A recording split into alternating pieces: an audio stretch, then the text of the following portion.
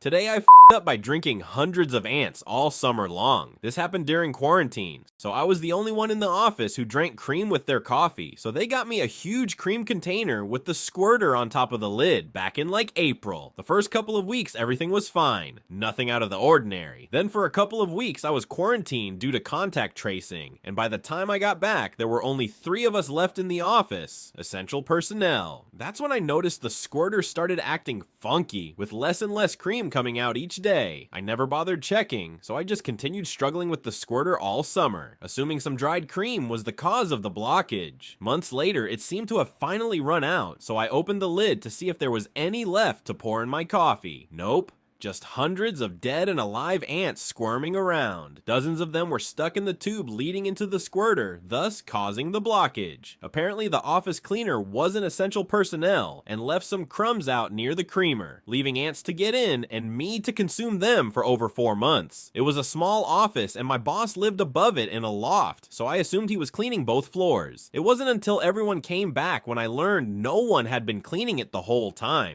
OP, I felt like gagging after reading this story. Ants aside, why did you keep using the creamer without cleaning it? Didn't you say you believed there was dried rotten cream stuck inside? Did your coffee not taste different? This could have been avoided had OP just cleaned the machine. We have some comments here. Plot twist. Normal coffee no longer tastes the same to OP. They missed that anti-taste, so they purchased an ant farm for their desk. Someone else commented, on the bright side, ants are perfectly healthy to eat. I don't know if that comment is true, but comment down below if you would try ant coffee.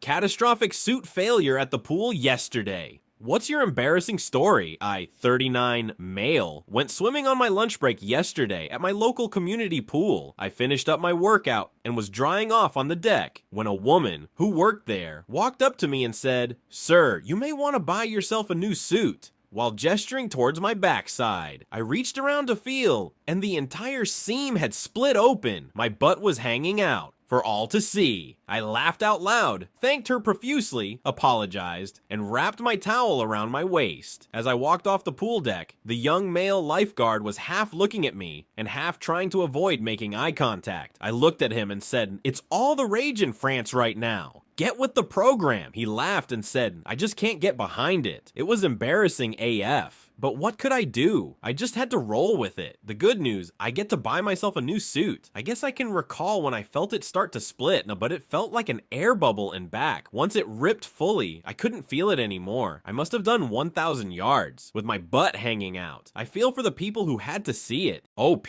don't feel bad. We've all had embarrassing moments. Just the other day, I was ordering a small meal. Once it was ready, the cashier kept calling my name. He got frustrated after a while because I was standing right in front of him the whole time. The thing is, I didn't respond because I literally forgot my own name. When it finally hit me, I turned around to apologize. So yeah, it happens. Speaking of embarrassing moments, we've also got a comment from a user who wanted to share their pool story. He says, "I was in the pool on a Saturday afternoon and I was alone. I thought I had just completed a length and was about to turn around when I heard something go, bah! I damn near jumped out of the water. Turns out there was a kid in the pool too, and they decided at that moment to imitate a sheep and take a year off my life. Am I the jerk since she decided to get engaged to someone else?"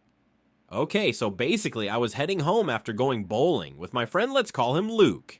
On the way, Luke says he needs to stop by someone's house real quick. Since he was driving, he asked me to stay in the car. I didn't recognize the place at all, and Luke said that he wouldn't take too long. When the door opened, out comes a person I do recognize. Let's call her Layla, a mutual friend of ours. Not knowing what's going on, I decide to wait for a bit so they could talk. But I also wanted to say hello to her, so I got out of the car and started walking. As I walked up, I noticed Luke had turned around to see me, and he was red, plus a bit flustered. As for Layla, she looked uncomfortable. At this point, I should have turned back, but no, I was already there, so I said f it and kept going towards them. I said hello and tried to make the moment lighter. She said hello, then immediately said goodbye to both of us and just closed the door like nothing happened. We both started walking back to the car in silence, but when we got there, Luke was angry. He got loud with me and said Layla asked him to stop by so they could talk about what's been going on between them. Apparently they had been talking back and forth for months, which is news to me. I didn't even know they had a thing going on. Turns out he had just fully confessed his feelings at the door, and according to him, it looked like she was happy to the point that they were leaning in for a kiss up until the moment I showed up. He dropped me off at home and I didn't hear from him for a long time after. Update. About 2 weeks ago, but roughly 3 to 4 months since that happened, with virtually no contact from him, we finally met up and went to bowling again. Of course I apologized probably the whole time I was with him since I felt like I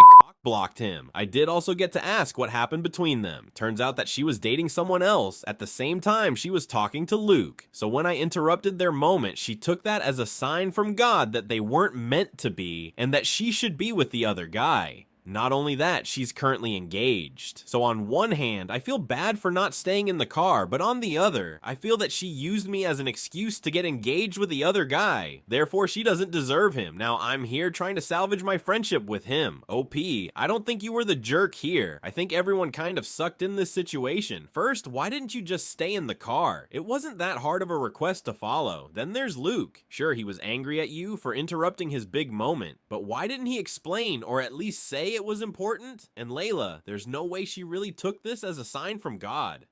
Honestly, this whole mess could have been avoided if everyone just communicated better and were honest with one another. We have some comments here, not the jerk. She took that as a sign from God that they weren't meant to be. You had no ill intentions, and coincidentally, you helped your friend Luke dodge a huge crazy bullet. Someone else commented, I think you should lean into the whole message from God thing and remind him that you don't shoot the messenger. You don't even know if the message was for her or for him, but either way, they got the message. He should be thanking you.